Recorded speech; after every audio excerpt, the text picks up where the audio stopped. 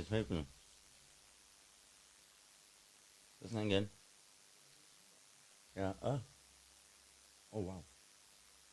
Go Sam.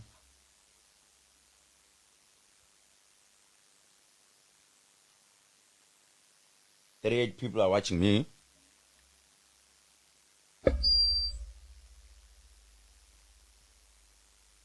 Wow. Good to see you guys. Sanbonani yonke indawo lapha nikhona. It is a Friday, umhla 17 kuSeptember. Ningadinwa laba abasheshe ukudinwa Nkosi yami sisatest izinto zethu. Izinto zethu azifuni ukulunga la kodwa kuzoya kuye kuzoze. Koze kulunga. Ake sibone ukuthi kuzolunga yini. Ngidedela incingo zami bese uyafona wena lapho khona ekhaya. Ukunika ugogo unika umkhulu ojwayele ukuthi ngiyafisa ukukhuluma nale ndoda kodwa ngikaze ngikhulume nayo. Ake ngivele ngivule incingo zami manje. Right, I am good to call. All right, sengivule incingo zami inamba ikhona lapha ku screen. 065 2020 okay. 063 665 7116 063 I think izwe lapho. Yebo sabona? Hello. Yes baba kunjani? Ngiyaphila njani mkhulu? Ngiyaphila khehla lami kunjani ukuphi nendawo?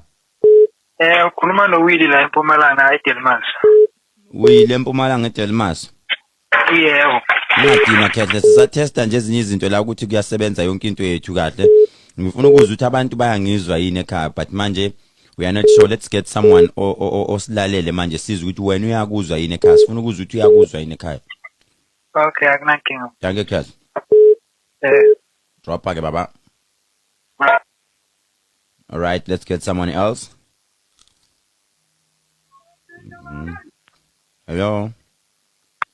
Hello. Yes baba kunjani? Ngiyaphila mkhulu njani? Sikhuluma nobani kuphi? Hello Ntshosuka base. Etepenot.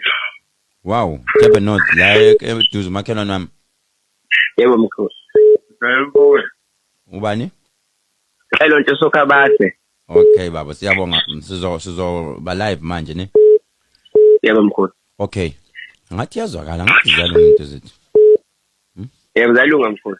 Oh, okay. Yalunga. It's okay, sesingaqhubeka ne? Okay. Angivale ke. Angivale la. Okay. Let's get straight to the topic. Ngoba ithambo lelo ligcina liba inkinga. Khona bawunaka ithambo. Athi ithambo. All right guys. Kuyi Friday ngiyaxolisa ukuthi ngiphinde futhi ngafika late. There is something that I need to explain today. Kubona bonke abantu abama clients noma abama fans wami. There is something, it's a proposal. Le engifuna ukuthi engifisa ukuthi ngize nayo kunini. Lento engifuna ukuyichaza, it's something which is new. Akekho umuntu osake wayizama ngaphambilini.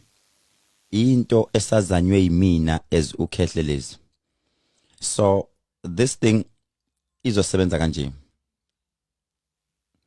Lento, it's called Mzo Traditional Medical Aid. Mzo Traditional Medical Aid. Isebenza kanje. Kukhona abantu njengamanje asebena 10 years, 5 years, 7 years they've been following me. Uma labantu bengilandela ngiyabuka ukuthi yini enhle engabenzela yona. Kunabantu abathi mabeza kimi bezohlola bathola ukuthi uline mude, they stay there the whole day, even though I try ukuthi ngiba provide ngelunch. Even if you are new client, ngiya try ukuthi ngiprovide ngelunch ukuthi while you are waiting ungabulawa indlala kakhulu ngikunike ukudla. This is something engibenayo from umbono wami. Ngibheke amakhamba kithi wesintu ngabheka abelungu. Abelungu, they support each other and they respect isintu sabo, meaning abelungu mawuthi uyayibheka lento wonke lamakhamba abanawo bawathatha kuthina, and there are some esingeke sibasho ngamagama ngoba phela sizolamba abayithatha kuthina izinto bahambe bayishintsha ngale. Typical example, lensipho le abathi ilobolo.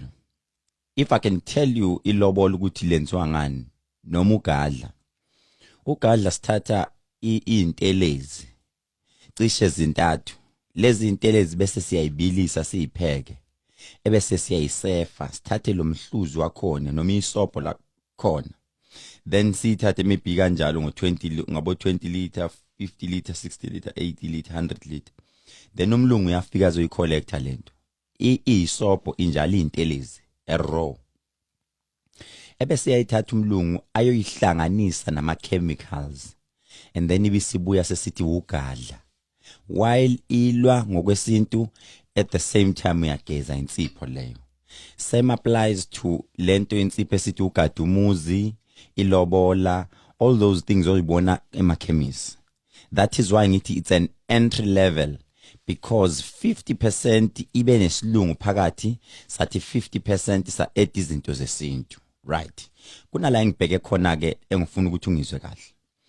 Ngifike, I've been trying, even now I'm still trying ukuthi ngihlangane na laba abantu baka healthy, whereby ngithi kubona guys, ngiyinyanga, yes certificate zami ziyangivumela ukuthi ngene esibhedlela ngiyolapha iclient lami, but why ningasivumeli as abantu besintu ukuthi nathi siyabantu besintu abarecognizewe, sivumelene sikwazi ukuthi umuntu makazolashwa kithi, it's either usebenzela ugovernment or usebenzela which company where they have ama medical aid, bavumelene nathi sibe neaccess. As uKhehlelezi mangiyoclaima ngifike ngithi mina ngizoclaima ukuthi client lami ulilitha belize kimi because ngiyazenza incwadi zika dokotela and ziyakhokha because ngiregistiwe, nginayo that angazi bathi what number, but ngiyakhumbula nje ithatha processing phala ama test amaningi.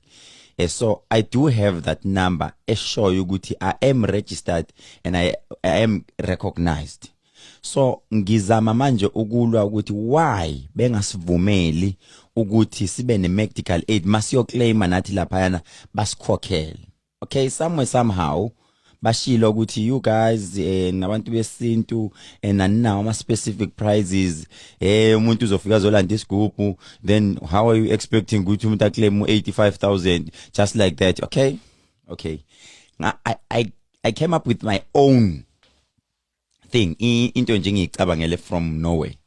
Into ngicabangile ke sengingedwa ngibe sengicabanga imzo traditional medical aid. This is how it works. Sisebenza kanjena. It's still a proposal whereby omunye maybe ozoyizwa kangcono azothi I like it. Nansi, we have 3 options, of which we have option 1, which is the standard grade, the entry level. We have option 2, which is a VIP. We have option 3, which is a VVIP. Remember, le medical aid ka Khehlelezi isebenza la. Isebenza mawuye chemist uyothenga. Isebenza mawuze esigodlweni uzolashwa noma uzohlola. Nansoke. First one, uzofika uthola ikhadi. Mawuthola ikhadi, 1, it will cost you 250 per month. Lalele ke wena othanda ukukhuluma, there's those people about why so expensive inyanga. Hey, abelungu ngeke uzuyithola medical aid ka 250, 300, 400, 500. You will get a more, maybe from 600 uyaphezulu. Lalela ke mina ezinyanga lethatheka kancane ezogcikina ijike kusize futhi. First one, sino 250. Lo 250 ngithi kuwe faka only 4 people. You can only ufaka abantu abawu4. It can be abantwana bakho or whatever, but abawu4 ngalo 250. Right. Mawufaka labantu abawu4 kulo 250 ikanjena ke. Per year, which is January, February, March, April, May, June, July, August, September, October, November, December. Kulo 250 I give you a benefit. Ama benefits kanje. Gizokunika 1200 per year. Ozosebenzisa pharmacy to get any product oyifunayo. Ngekhadi lami. You just go there, keep ikhadi, guys anginamali, kodwa ngizothenga ngekhadi lami because li-medical aid yala ekhaya. Then they give you whatever that you want. But lalela, kuyakulimit.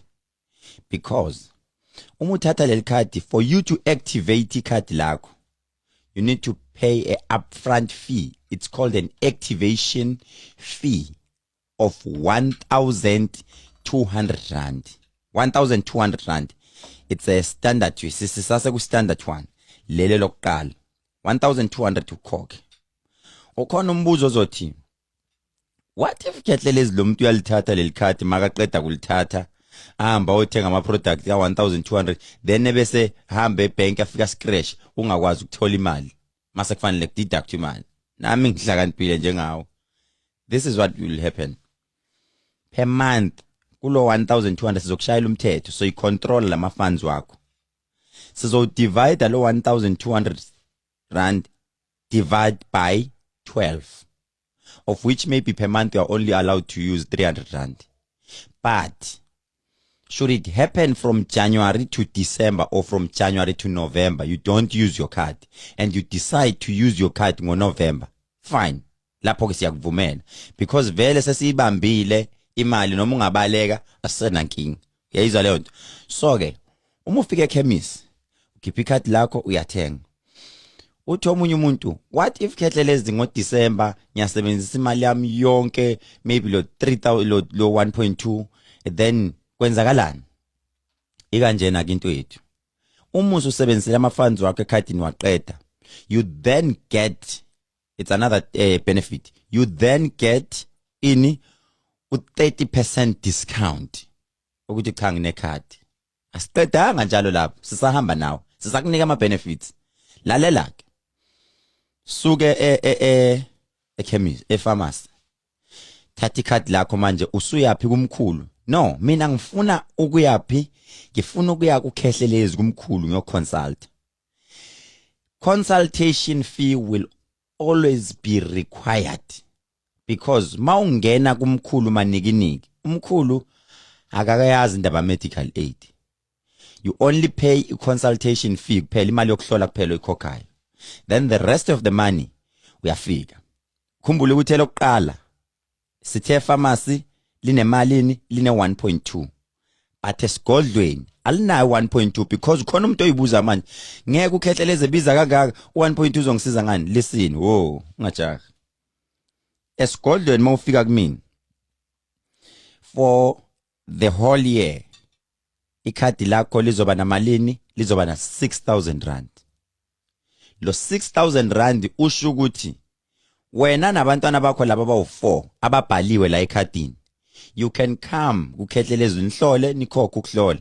But let's say sekufanele nilashe aninamali, sengithi mina wo ningakhokhi, lethi ikhadi lakho sicheckeni ukuthi linamalini. Bayagijima ke labafana bayashaya ecomputereni bathi hayi ma ikhadi lakho lisenemali. Okay, ufuna ukwenzani? Umuthi wenhlanhla ufuna ukugezwa, cha umntana uyagula bese phethwe istroke, ugwaziwe noma kuvela isifo ekhaya in Khehlelezi. Bese ngithi no, it's fine. Vele ninayo izinto zonke ekhadini la, ngicela ukuthi nginenzele. Then sesiyathatha. Maybe usisi ufikile indoda ihambile ufuna isikhafule, sesiyabheka ukuthi oh kuhamba kanje. That's number 1. Let's say uthi ayi mkhulu angisena mali ekhadini. Esigodlweni you will get 40% discount because unecard, remember, and bonke abantwana abala bayakwazi ukuthi baqualify. Nikhumbule ukuthi laba abantu esithi omonase noma ungayaphi noma ungayenzana, uKhehlelezi will always be the one ozothatha ubunyanga abeke kwenye level. Lento will work, trust me, believe me or not. Lalela sisaqhubeka ngama benefits. Ukhumbula ukuthi kaKhehlelezi kuhlala kunjani? Kugcwele. Asilikhulumeni iqiniso bafowethu. Mawuza kaKhehlelezi kufanele wenze ini? I-appointment, angithi by appointment. Uma une medical aid yasesibhedlela, hospital, umbuzo uthi uyayenza ini appointment uyeke esibhedlela? No, awuyenza ngithi because ingozi yenzeka noma inini. Let's say emini bekumnandi kujatshuliwe nawiswa imoto, they take you to the hospital nge-medical aid. Mawufika ingozi into athi ngalindele wona. Uma une-medical aid makwenzeka noma yini, maybe uyaquleka uyawe emsebenzini, awenze appointment bakuthathe same time gijinyiswa kaKhehlelezi. And mawufika you are not allowed ukuthi uqueue ubambe line same time bakungenise phambili because su produce no, I am a member. Noma ungathola kugcwele abantu aba-150, they need to understand. Bakhishela ikhadi abantu uthi no, umuntu we-medical aid kufanele bangene angeniswe phambili. Awenzi appointment mawune medical aid ungeniswa phambili. Right. Seqhubeke. Ukhumbula ukuthi wonke lama benefits besakhuluma ngomuntu oku first grade. Lo esithi thina uyiholela imali encane uthi hayi mina Khehlelezi ngicela ukuyithathela la kuyibambela la ku 250. And remember mawungena i-contract will always say from 1 year uyaphezulu. Right. Sasisuka manje siya kwi-VIP. We only have 3 categories. Siya kwi-VIP. I-VIP imali esoyibamba kwena it's double, which is 500 rand per month. Every month 500 rand. Then there's this activation fee. Remember ku-1 besithe ikhadi lakho li-activate ngo-1,200. But i-VIP sil-activate ngo-3,000 rand. These are the benefits. Ukhumbula ukuthi epharmacy soqala epharmacy. Epharmacy leliyane lakho belinamalini belino 1,200 rand per year. But i-VIP ayisenawo. Isinamalini 2,200 rand. 2,400 rand, which is double. Noma singathi 2.5 per year. Then esigodlweni, lalela, interesting. Esigodlweni iyanyuka ke lapho. Siya kumalini, which is 15,000 rand that you need to use esigodlweni mahala. Bear in mind ukuthi the only thing that you need to pay esigodlweni ungakhohlwa ukuthi mawuzohlola you will pay imali kuphela yokuhlola. Then after that awusakhokhi lutho, which means esigodlweni which is 15,000 rand. Right. Ekhemisi iyoma kumalini ku ekhemisi it goes up to 2,500 rand. Then now futhi ama benefits awulayini mawune medical aid. And number 2 ufaka abantwana bakini maybe up to 6 i-VIP. Sasede another 2 up to 6. Then we go to i-VVIP. VVIP ikhadi lawo ekhuluma ul-activator i-VVIP ayidlaleli noma ubani. Ul-activator ngo-6,000 rand. 6,000 rand uyal-activate ikhadi lakho esigodlweni lihamba lize liyoma ku-45,000 rand. 45,000 rand, which means ulo muntu othi mina ngizolinda uma kuthiwa ngempela kunesigubhu isigubhu you are allowed ukuthi makunesigubhu sika 45,000 you can take it, or whatever yenhlanhla ekhona ka 45,000 you can take it, which means lo 45,000 rand sizocontrolla. Asifuni ukuthi misuse. You can use it wonke ngoDecember. Sasibonile ukuthi ukhokha kahle kuze kuyofika le kuDecember. Then mawufika ngalana kuDecember sithi isebenzisa yonke. But esigodlweni futhi siyakuvumela futhi ukuthi ukhona ozothi okay ngikwi-VVIP ngikhokha malini ngenyanga. Asiqale la kwi-VIP because sikhohle ukuthi sichaze lento ukuthi ukhokha malini. Kwi-VIP you pay, remember le yokuqala ukhokha 250, but kwi-VIP you pay 500 rand. Then kwi-VVIP you pay 700 rand. 700 rand kwi-VVIP. Then mawufika esigodlweni awulayini. Then mawufika esigodlweni mawufika nje siyatatazela ngoba yeyi nekhadi lakho yeyi lisuke lichaza ukuthi hlehlani lo muntu lo ubaluleke kakhulu lo akufuneki noma yini. Ngithemba ukuthi abantu maybe bazoyijabulela lento because at the end of the day uma thina sizinyanga singasazamanga ukuthi nathi singayibukeli phansi siyithathe lento siyibeke kwenye level masifika kwenye level maybe uhulumeni uyoqala si recognize because nikhumbula ukuthi ngisho no YouTube besingabazi but uKhehlelezi omunye ogijime kakhulu ukuze abantu abase Cape Town abaphesheya kwilwandle basibone futhi basi recognize babone ukuthi cha i serious lento yokulapha isintu sethu si serious and manje sikwenye level namanje ngiqala into la ngithi nazo ezinye inyanga lapha ezikhona aziqale manje zithi ukuthi ziye phezulu angisho ukuthi mina nginankinga ngisho ungayikopela ngena umuntu onomono hayi usuyakopela no let them do it as long as abantu bezothola a good service abantu ngaso sonke isikhathi njengamanje ngifuna ukudedela abantu manje bafone ask me any question about this remember sino 1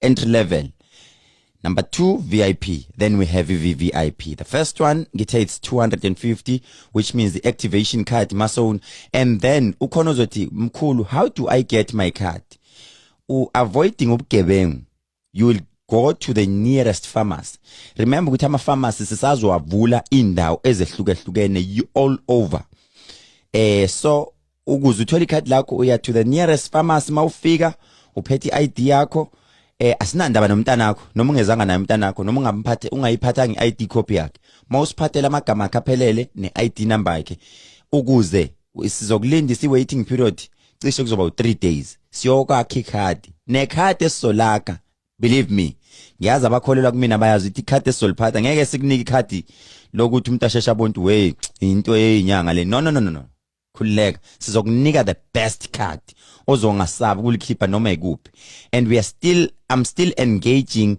ama companies amakhulu companies like McDonald's companies like KFC like Nando's like Ford Mercedes wherever whereby when you go there ngisazoba nama deal nabo as we go ama fees wethu azonyuka whereby ngizobe engage ama companies amaningi ukuthi mawufika udonsa leli card lika Khehlelezi they will give you over maybe a discount mawuyenza service maybe mawuyodla lunch noma mawuyenza whatever it is ngizama ukwenza zonke lezo zinto then the more abantu bengena the more they will see ukuthi ugovernment abone laba bantu ba serious nabo ngento yabo why baqale siqale ukhumbula ukuthi lenqola ngifuna uyigibele isaqala la phansi and we are still growing there is a time where sizoqala sithi thina no because sekunabantu abaningi traffic and I'm still ukuthi ngizama ukunqamla ne traffic yokuthi mawufika kwami ungalayini kakhulu because mawufika kwami uphethe iMedical aid card yakho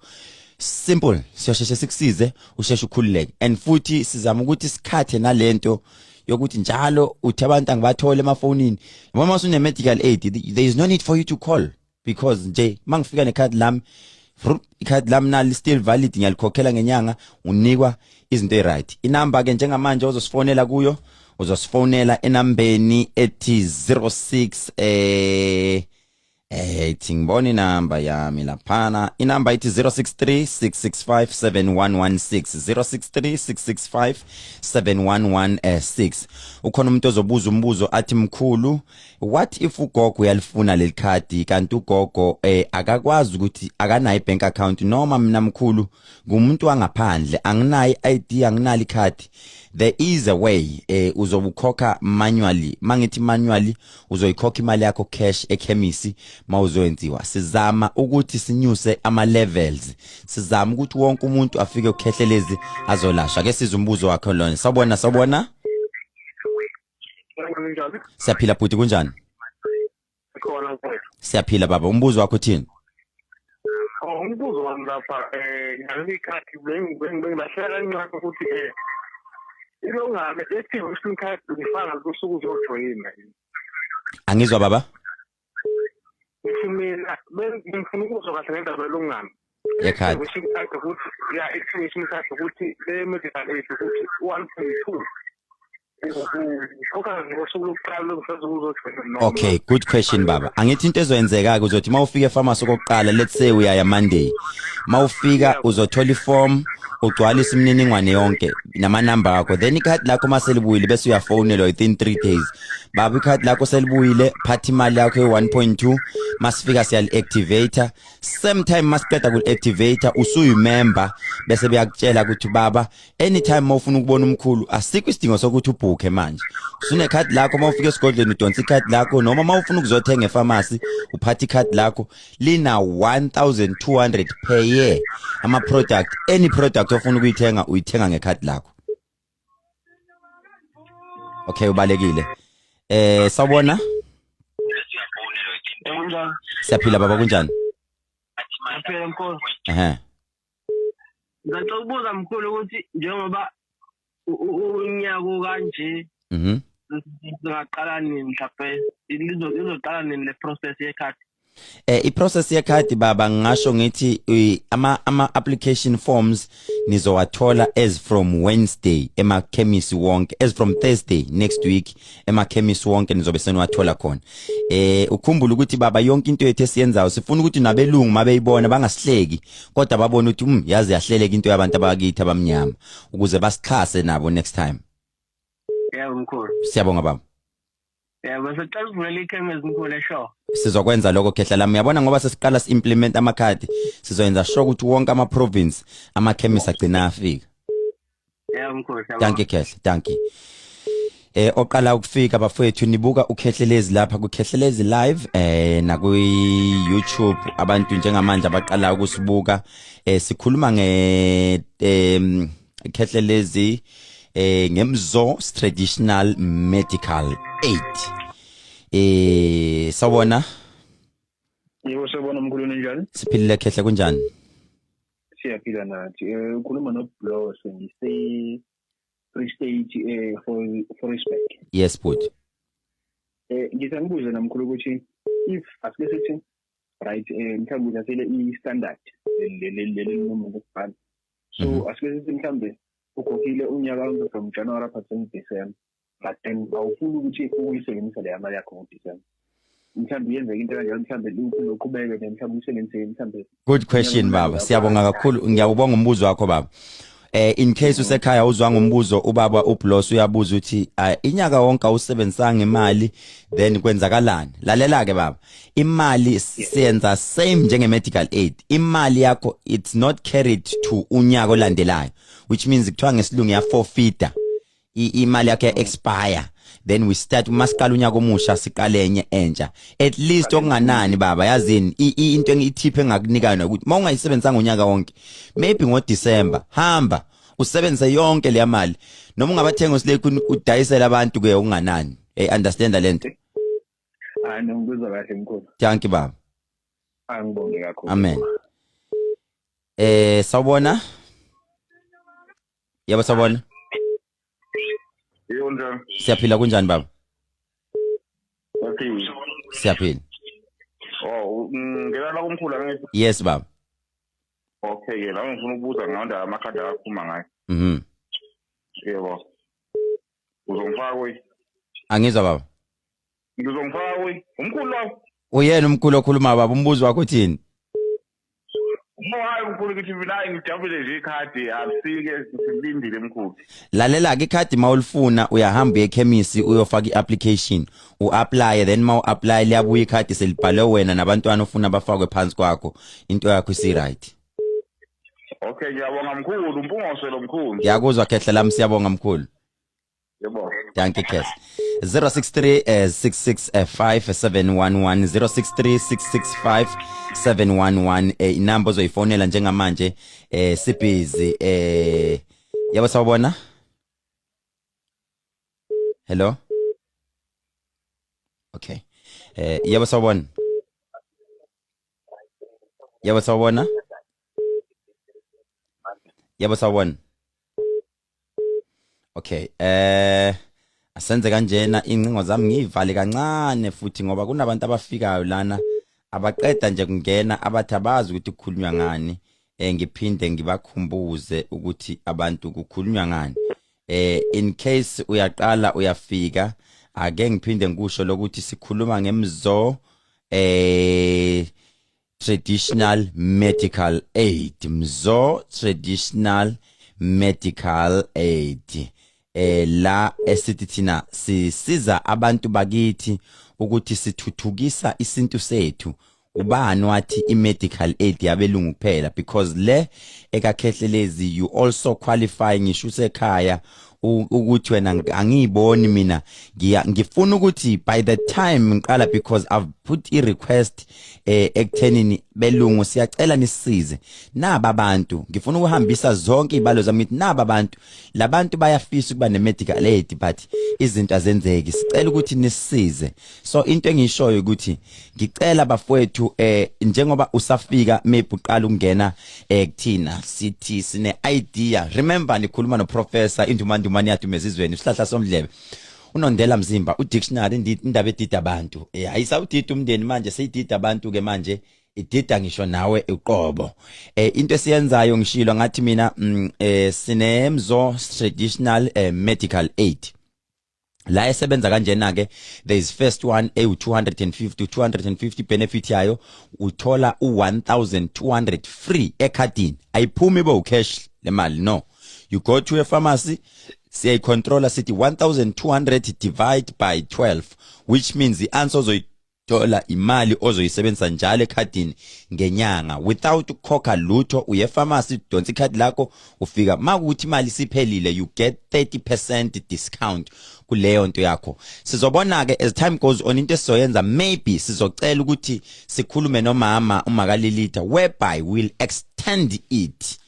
Lama ngithi say extender it, but sisazohlala naye phansi simcele ukuthi sicela ukuthi ulinke noma singcwabisane la umfake ngaphansi, then we add imali. Mas add maybe imali siyazi ukuthi vele mawuphethele ikhadi uphethe medical aid uphethe noma singcwabisane. Isn't that good? It is good, but okwamanje no, asikabi khona lapho kuma singcwabisane, asikaka sizozwa abantu ukuthi bona bathini. We just want to make it easier, and sizozama nokuthi maybe mawuya kuma parkings ufika upark imoto yakho maybe fika ithi ibambe futhi ekhadini. There are so many things engizohamba kuma companies ngiyoyipitcha, ngifike ngikhulume nama companies ngithi ngiyacela lo muntu mayiphethele ikhadi, it's either book flight noma wenza ini, maybe na lying nama shares khona, maybe kunama bank engizohamba ngiyokhuluma nawo, maybe kune yes especially flights engizohamba ngiyokhuluma nawo mangifika maybe sivumelana ukuthi once nabona leli card noma once wakhipha le reference umuntu umvumeleni, maybe kunama garage ungenzeka BP Shell Caltex asazi Sasol asazi, maybe kunala ozothi mawufika uthi qeda kuthela upetrol wakho kuthiwa ama points angene maybe nyuke asazi. Into engishoyo ukuthi uma imoto isasuka phansi idriver uKhehlelezi, trust me, faka itrust yakho kimi, angaze ngenza into enganayo umqondo otop phakathi. Isase ship manje, ship ile manje ngisasuka phansi. Akwaziwa bafethu kunesikhathi la uthola ukuthi umuntu uyagula kuphakathi nenyanga uyafisa ukuza kumina akanamali, but mawusunayo iMedical aid 250 rand, lo 250 rand at any time ugula woza kuKhehlelezi, mawufika kumina ukhumbula ukuthi ikhadi lakho lino 6000 rand ozowusebenzisa esigodlweni. And number 2, ngisho emsebenzini ungabatshela ukuthi ngizofika late noma usemsebenzini udecide ukuphuma ngo1 uthi ngiyakamkhulu namhlanje and mangifika ngifuna ukuhlola, ngifuna ukujump elayinini mkhulu, angizwa kahle ngathi ngiphethe uhlangothi ngimilwa ibhandi. Simple, liphi ikhadi lakho nali siyashaya computer no lisenemali, okay, yazi lento le izoba u2.5. And number 2, mawusune medical aid ama prizes ngizozama ukuthi ngiwadjust ngiwehlise kakhulu nasesigodlweni, then siyakuthatha siyakufaka fast. Ngisho usegoli ngisho kuphi mawune medical aid umshubo qedile. Then we've got option 2. Option 2 ithi yona number 2 wethu it's 500 rand per month, icover abantu abawu6 family members obafaka ngaphansi kwakho. Then yenza kanjani yona lapho? Ukhumbula ukuthi umuntu simcover umntwana, sithi umntwana up until azabe neminyaka ewu21. siloko simkhavile nje ngaphansi kwakho but eyethu ke because ye traditional asinandaba noma una 21 27 28 noma ingakhi iminyaka as long no 6 lapho ke sithi esigodlweni you can spend 15,000 per year anytime uyafika ngiyakulapha uyahamba but uVVIP ucover up until abantu abawu 8 abantu abawu 8 per month is 700 rand of which I give you up to 45,000 ukuthi woza esigodlweni ngo 45,000 rand 45,000 rand wakho per year ngizokusiza ukhumbule ukuthi ma interested noma unombuzo usafuna ukubuza manje phone njengamanje enambeni ethi 063 665 7116 063 665 7116 063 665 7116 njengamanje ungafona uyibuzele any question that you wanna ask ukhumbula ukuthi #sithuthukisa isintu sakithi ngoba masingasayenzanga lento sizinyanga sitry akekho umuntu ozophinde asizame ukusenzela siyabingelela siyabingelela yebo ntwana yebo siyaphila ngiyaphila yes no bengisela yini baba for umkhulu ngoba kunembuzo yes you can ask yeah buza sis uyena umkhulu okhulumayo no bengithi ngicela ukubuza ukuthi uma ngabe uba necard medical aid so when I decide to pay the premium amount of which is 500 can you pay for the whole year as you said ukuthi kuzoba nemanual kungaba nemanual so umuntu ungakhona ukuthi angakhona ukhokha mhlambe for 3 months or ukhokhela inyanga phambili yes sisu ungakwazi ukukhokhela inyanga phambili but remember le mali yakho let's say uthatheka 500 which means ka 500 emakhemisi unemali inofanele uyisebenzise emakhemisi 2.5 ne siyayicontrola le 2.5 yakho siyayicontrola but makukuthi usukhokhe upfront but ipolicy umthetho sis i2.5 yakho so icontroller because kunemali esithi sebenzisa imali engaka per month emakhemisi but ekumkhulu nasesigodlweni siyakucontrolela unless uthi it's fine mkhulu angifuni ukuyisebenzisa ekhemisi ngizoyisebenzisa ngoDecember let's say uthi ngoDecember let's say uyafika ngoDecember uthi hayi sengicela into zika 2.5 ama product ka 2.5 ngiyagoduka ngemakhaya ngifuna ukuphathela ogogo ubani bani amaslay queen into zika 2.5 we allow you lapho said no it's fine thatha izinto zika 2.5 zonke okay and then the other question if let's say you have someone ozoba necard akhokhe kahle aqhubeka akhokhe kahle every month mhlambe like during the year or after mhlambe let's say on the second year usiyahlule ka partner indawo kwenzakalani lapho mhlambe ngezile ezithile right ifana nelokhuzeni sis once wangakhokhi payment yakho siyaqala first no thina sikenzela kanje lapha esenza khona kahle siyakudabukela inyanga yokuqala sikunike ukuthi hawu zama ukuthola phela umsebenzi lapho kufanele uhlakaniphe ugijimuzena nako umkhulu usebenzise lona le card ngizocela umuthi womsebenzi omkhulu ngizame but second month mawungathola umsebenzi njani iyalapse okay so in all the premiums all 3 of them it's only 2 months for all of them yeah like 250 500 and 400 so yeah the same but ilena mebheka eka VVIP sikunika 1 month 15 days because it's a VVIP and futhi yona lena esifuna ukuthi siye nase airport maybe mawubook iflight or what maybe siyokhuluma nama kuthiwa yini la okuhlala khona ulindile iflight kuthiwa yini ema lounge okay sisafuna ukuya lapho sisa approach icompany eningi isasephansi manje ama premiums ethu but once we get ama companies that sicela ukusebenzisana nawe Khehlelezi obviously the premiums will go up because kube sekunama benefits amaningi yeah okay okay no masingcwabisane sisaplan ukulinka ngaphansi lapho ukuthi once you have medical aid obviously no masingcwabisane uyafona mkhulu I am a member na reference ngi-medical aid i-medical aid yami lapho noma singcwabisana online nali card lami kanjalo nje sisaplan but for now isase yi-medical aid okay thank you sisi hello okay siyadlula laphana yebo sabona Khehle kunjani? Siyaphila bhuti kunjani? Siyaphila man ukhuluma noJack la. Yes bhuti. Ngicela ukubuza man Khehle ukuthi le mali le ukhuluma ngayo le is it possible ukuthi mhlambe ungayibhadala? Let's say ukhuluma ngale VIP. 700. Is it possible ukuthi ungayibhadala like as a once-off payment? I-question yakho it's similar to yalo sisi. Yes mfowethu sizokuvumela ukuthi uyibhadale once off because you'll never know omunye umuntu uthola ukuthi wenza amathenda enunayo le mali once off umsebenzi on and off. Yes we'll allow you ukuthi uyikhokhe but the only thing esoyenza thina so controller le mali yakho othenga ngayo pharmacy ukuthi ngenyanga spend imali engaka because kunabantu epharmacy abaphila ngensipho zama abasakwazi ukugeza ngenye insipho bageza nje ngale nsipho so sizokucontrolela ukuthi per month sebenzisa lokho kanjalo nje. Yeah. Ngithokoze kakhulu but then bese ngiphinde ngifuna uhluka kancane. Yeah. Mina ngihlale with-bank kahle. Yes. So bengifuna ukuzokubona kahle manje ngiyakubona kuhle. Ungangibona Soweto uyabona nje ngabe busune medical aid baba ubungeke uwenze ngisho iappointment same time uyafika. Leyo ngiyayithola nini ngiyilanda vela ngeke ukuyilanda. Ekufanele uye uvakashele Witbank lapha nekhemisi yethu next week Thursday. Next week Thursdays ama forms uzowathola khona ugcwalisa ama forms. Okay. Yes.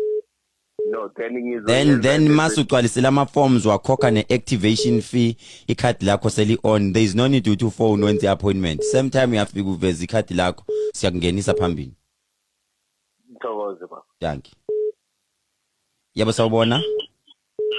Hello. Yes sis. Kunjani khona? Siphilile sisi kunjani? Yaphila mkhulu. Ngicela ukubuza mkhulu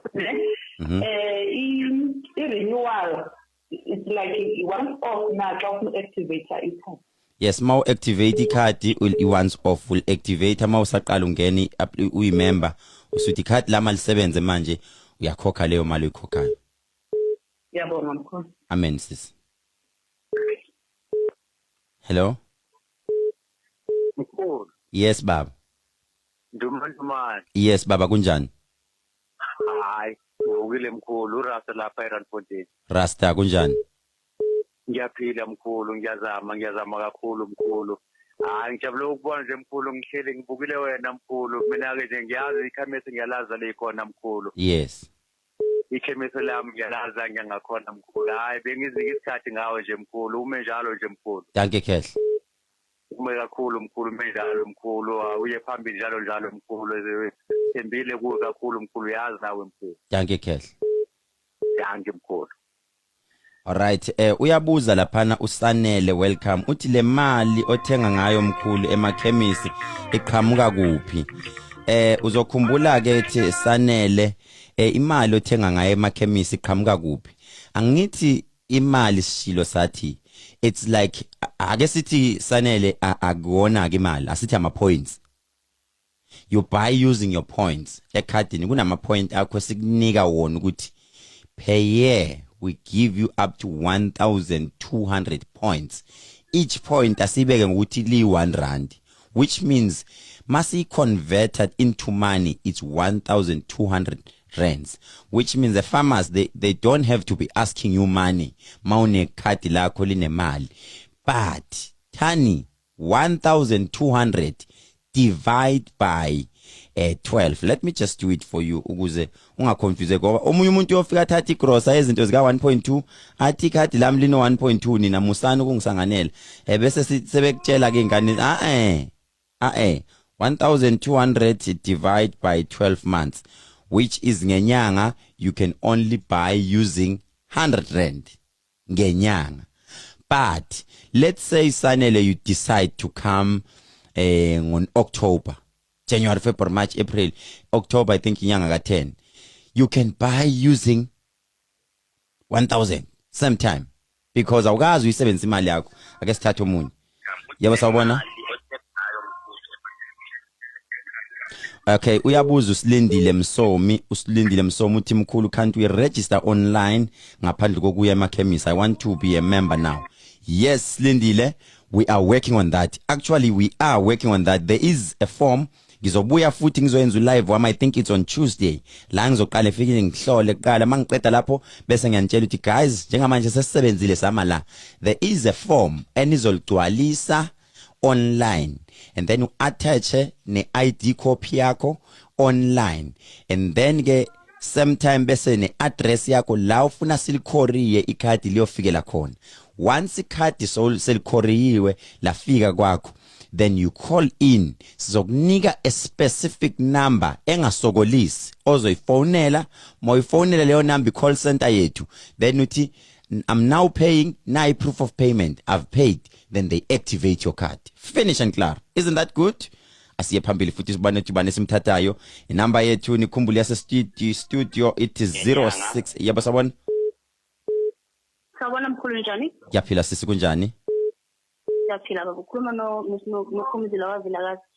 Mkhulu besacela ukubuza if kwenzekala ukuthi ukude namakhemisi and uyafuna ukujoina, ngabe izoba khona option ukuthi ungajoina online mhlambe phinde futhi bese uthola i-feedback bese uyabhadala mhlambe online imali yokuthi ujoinise? Yes, you can ungajoina online mawuqeda ikhadi malikhoriwile usulitholile, then uhambe yokhokha uzonikwa iform lakho lizobe nekhadi lakho lizobe ne account number. You then uthi sewukhokha mawuqeda usukhokhile usend proof of payment la activate ikhadi lakho ziyasha. Okay, umbuzo wesithu bengicela ukubuza ukuthi bakwenzeka lese usojoinile but awunabo abantu ongabafaka as ama beneficiary. Ngishilo. Badala kunawe bancane abancane. Ngithe mina iadvantage ye-medical yethu ukuthi noma umuntu ese over 25 esena 30 40 asina ilimit yokuthi umuntu akabe na 18 mayese na 18 kuphela, silimit number. Makuthiwa abantu abawu4 mabe u5 abawu5 mabe u6 abawu6 mabe u7 7 8 8, so injalo nje. Siyabonga sisi. Okay, la ngiyabona ku Facebook ubhalile omunye uthi wow, shukuthi mangiyothenga into ka 200 ekhemisi ikhadi lizo only iMedical aid will pay 100 rand. Yes, iMedical aid will only pay 100 rand then when you top up ngo 100 rand. But if it's maybe let's say March, then you decide to go and buy into ka 200 rand ngekhadi lakho, iMedical aid izokhokha full, which is it's January, February, March. Awukazi ulisebenzisa ikhadi lakho for 3 months, then you decide ngoMarch ukuyothenga into ka 200 rand.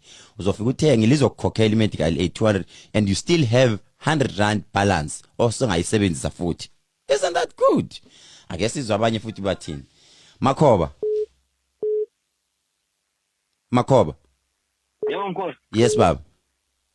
Yebo ngicela ukubuza mkhulu ukuthi nangabe ngede uyawazi ede umuntu othandana naye noma ingane kuphela.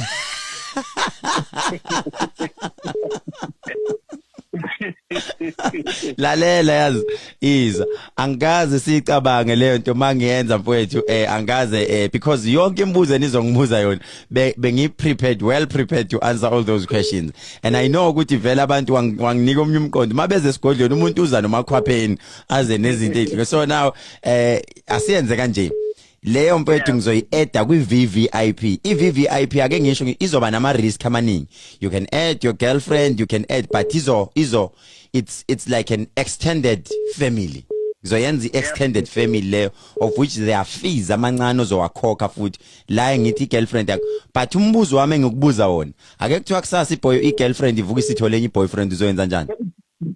Lokho ngikwenza azokubuza ukuthi base sihlukana. Hayi angendawo mina usayinile, which means you will call, it's fine, yazi uzenza njani. There is a call center yama queries la nizoloku nifona khona, usuzofona el call center uthi hey uzibani angisathandani naye, of which i disadvantage kanje will then sithi thatha lelo card ulilahle, apply for a new one. Sizoku-applyisa thina mawufona bazoku-applyisa efonini, then ke bese siyasho ukuthi siyamkhipha uzibani, you will pay another activation fee. Asazi ke mawuqonywa namhlanje ushiye lo uyohlala wenza njalo ke.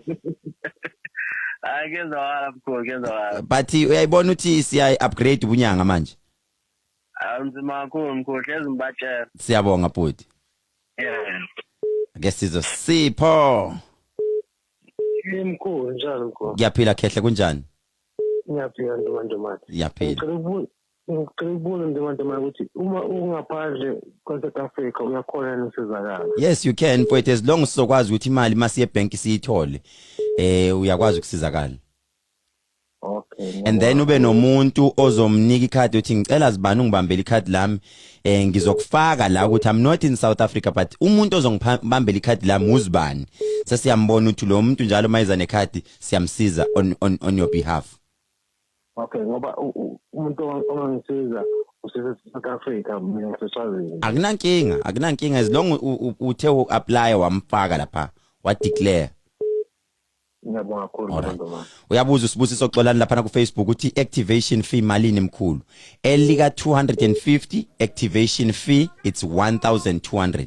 Activation fee ka 250 it's 1200. Remember, every month you are paying 250 rand every month, but for ikhadi ukuze lisebenze it's 1200. Uthi omunye eyani le mali esikhokha lalela phela ikhadi ukuthi ngihambe ngiyolenza libe ubukhazikhazi libe lihle, I need to pay abelungu nami.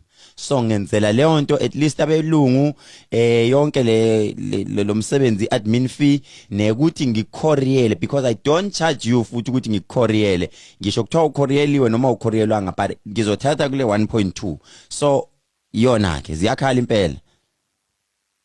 Uthi okay Eunice Chuma uyabuza Eunice Chuma uthi chaza mkhulu ngama foreigners. Listen to this one. Ikhadi lami aliwavalela ama foreigners ngaphandle. 1, uzothi mina mkhulu I don't have the identity document. Anginayi ID, anginayi ini.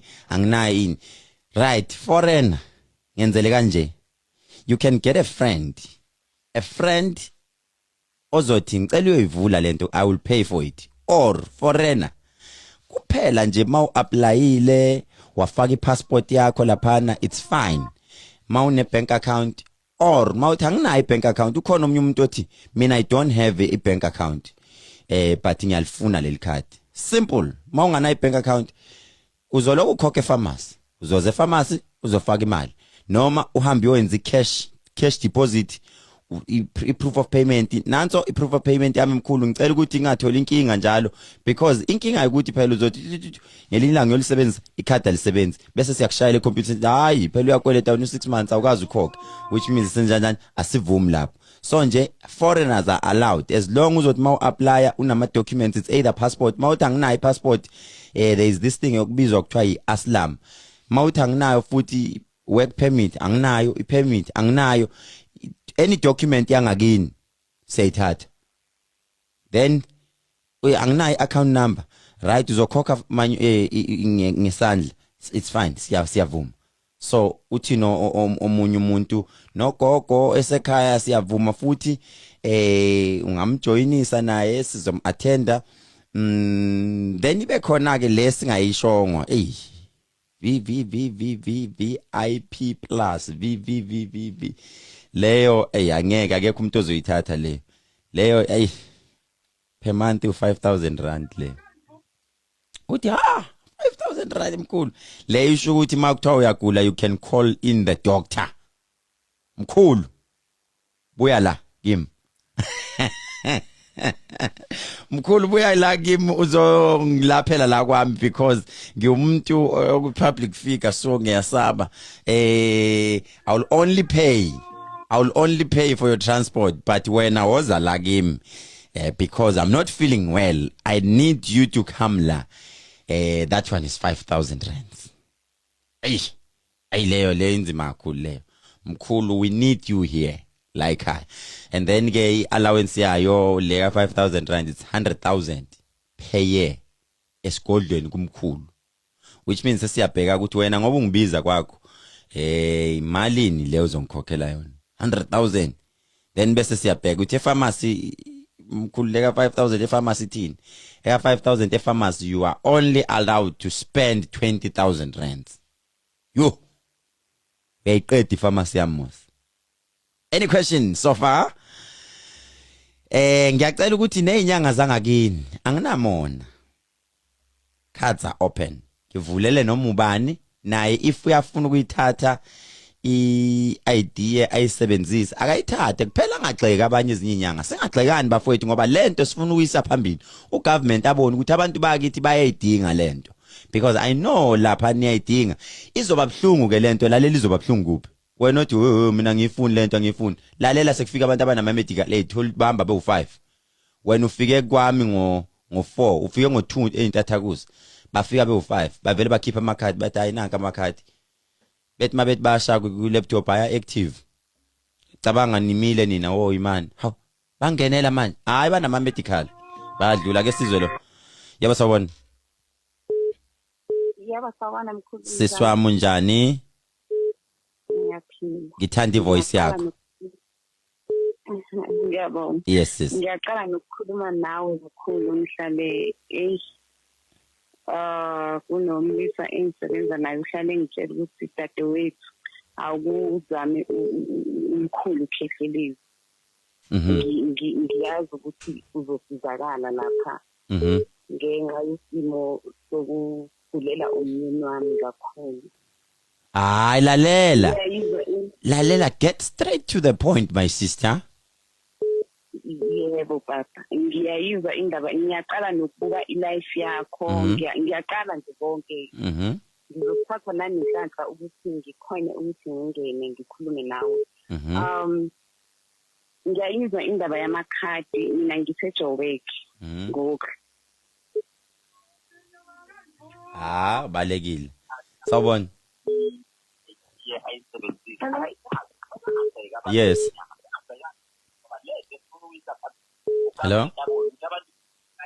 hello kunjani mkhulu yaphila sisi kunjani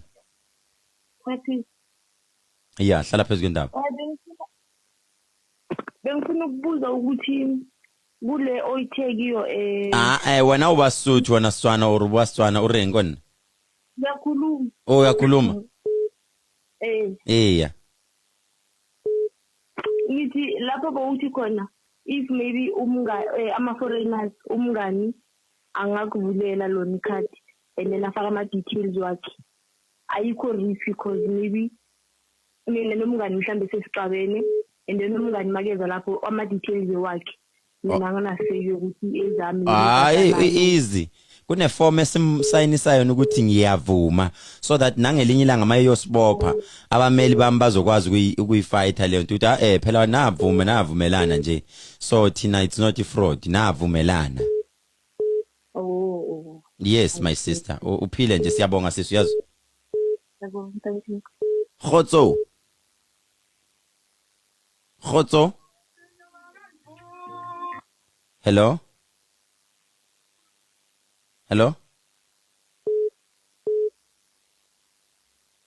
hello Khotso Sawubona mkhulu leka intate hayi siyaphila ngiyakhuluma yakhulu yes baba uthini ngithi bazophila siyasibenzisa ipremium ka 250 la sasebenzisa uMedical ngithola promotion ngizokhona ukuyusa ipremium yami mhlambe ngithi 700 good question you can still upgrade uyafona nje uthi sengicela ukuupgrade mkhulu mina ukhumbule ukuthi ikhadi lakho baba mawuqeda kulithola line number specific number ukuthi i-call center number le oyifonelayo ukuthi should it happen uba nama inkinga ufonela le number straight uyakwazi ukunyuka upgrade but there is an activation fee futhi esoyi requesta lelo khadi sikutshela alisasebenzi lelo liyeze linye uactivate futhi usunyukile okay thank you ngiyabonga mkhulu amen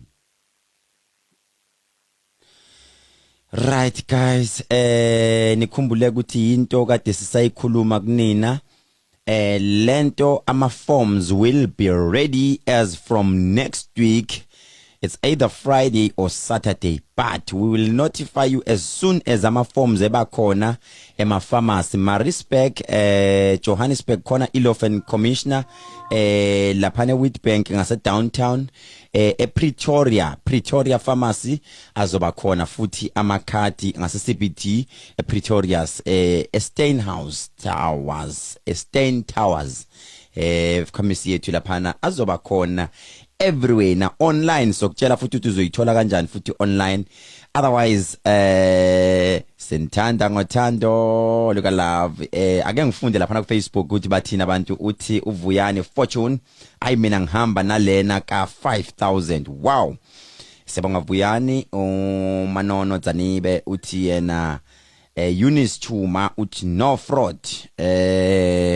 Unhlengwa uthi 100% uthando ngiyayithanda umlilo. Vuyani fortune uthi ngihamba nalena ka 5000 mina mkhulu.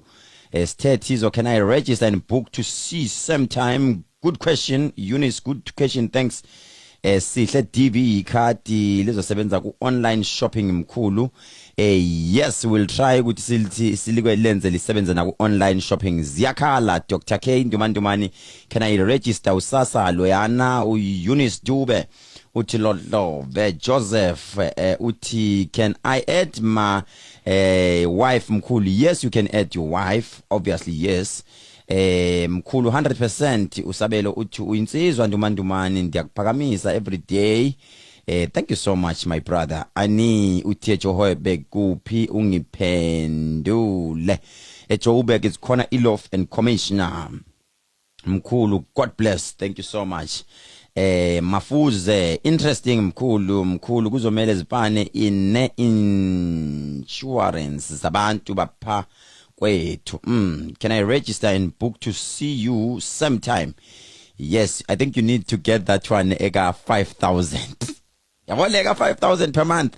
Mawuyithola uyangicontrol uthi mkhulu vala manje esigodlweni sengifuna ukuthi ngikubone manje. I think I need a massage. And then I will see ukuthi leyo massage can I attend to that or what? But ke makufanele ukuthi uthole massage because you are a VVIP Pro. VVIP Pro.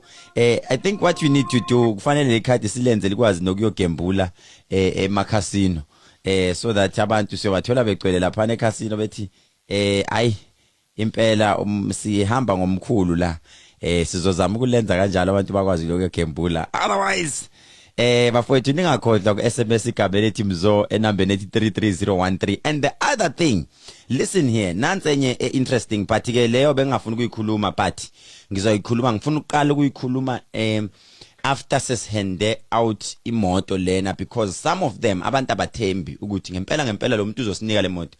RS3 is nothing to me. Lokho nje it's nothing. But next year there is a competition esoyifaka eyomuzi osemhlanga.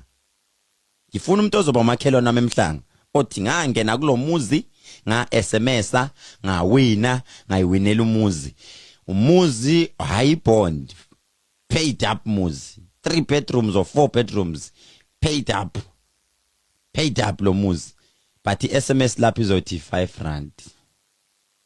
rand SMS. Asazi ubani ozoyiwina lo muzi but for now ake siqaleni ngale. Let's start small. SMS the word mzo to 33013. The more you SMS, the more you stand a chance to win. Yeah, but bakhona laba bafuna ka 5000 bafuna njoba massage. Oh, good question Silindile Msomo uthi mkhulu uthe malini konje activation for 5000 lega. Activation ya 5000 it's 100,000. Will activate ya ngo 100,000 yal activate ikhadi lakho seli on. Remember uzothi uqeda will activate uthi mkhulu I'm not feeling well. I think I've got COVID. You need to come to my house. And I need to come to your house. Definitely. Bese ngiyabuza mina. And then what about my transport money? Because I think I'll use my private. I'll use the flight. Ngizosebenzisa flight or any private jet. Bese uthi wena okay come sekufanele ngishiye wonke umuntu manje ngize kuwe. Kwaze kwanzima ezweni. Waphele lapho King Nuba. Kwanzima ezweni. Wayithini? Yo. Hayi. Kwanzima ezweni. Yeah, tshelana odokotela beni tshela inyanga ukuthi nayi idea ngiyiproposile but ke mina ngiyaqhubeka ngayo ukuze siye phambili. But as time goes on, what I will do is kukhona inyanga ezinganawo umona engizosebenzisana nazo. Ngithi ngaleli khadi you can go kulenyanga nalenyanga 5. ngekhadi lika Khehlelezi. Then once you go to those people and consult, they will have ukuthi bangikhombisa proof kunendlela esiyenza ngayo. I will have to pay those traditional healers. It's either in Joburg, I'll get one in Joburg, one in Cape Town. When ngikhombisa abantu ukuthi siyasebenzisana hand in hand. Angikhulumi ngalabo monase. Cha bayeko monase. Laba bathi thina siyalapha siyaphambili. Siyosebenzisana nawo. Thank you so much, Baba yini. Valani lento lekunjani. Vala seku right, sengikhathele. Nkosiyami.